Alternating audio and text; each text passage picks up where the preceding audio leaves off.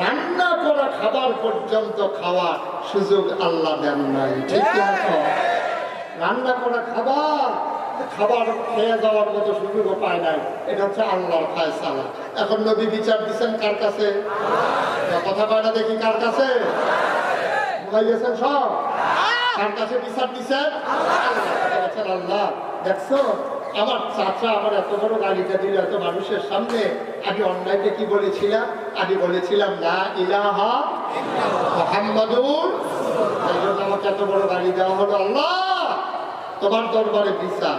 মনে রাখবেন, একজন আপনাদের পিটাইছে, এটা কোনো সমস্যা না, একদিন পিটার দাগ মুছে যাবে। একজন কথা দিয়ে আপনাকে বেজ্জতি করেছে, কোনো সমস্যা না, একদিন আপনি ভুলে যাবেন।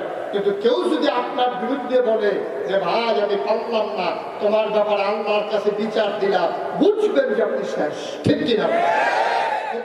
আল্লাহর বিচার সাংঘাতিক।